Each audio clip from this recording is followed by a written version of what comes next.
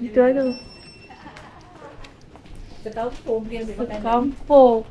Semua dah lah. I'm going Speedmart need to buy the sunflower. Oh, sangkut je lah. Buat apa ni? Yang lain Azam bawa.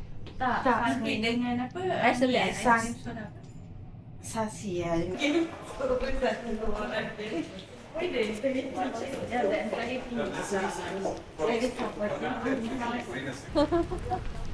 Ya. Akak Grab, akak seller nasi tomato. Akak jual nasi tomato kak? Dia jual nasi tomato. Terima kasih dah datang. Benar-benar masakkan untuk kami Yalah. Sekampung. Zira, semua turun Zira. Banyak lah. Cik lagi tu. Kena ke bawah.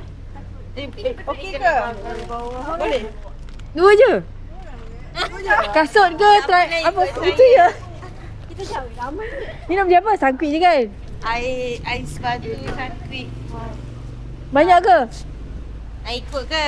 Malas. Panas. Ai nak panas. Bye.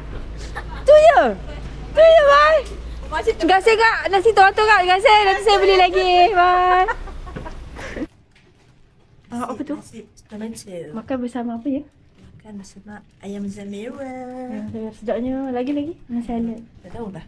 Tanya nak Cik Tomato. Okey. Cik Tomato. Terima kasih kepada salad, nasi tomato, cawangan serendah. Serendah. Jauh ya kita ambil. Oh, dia nasi tomato.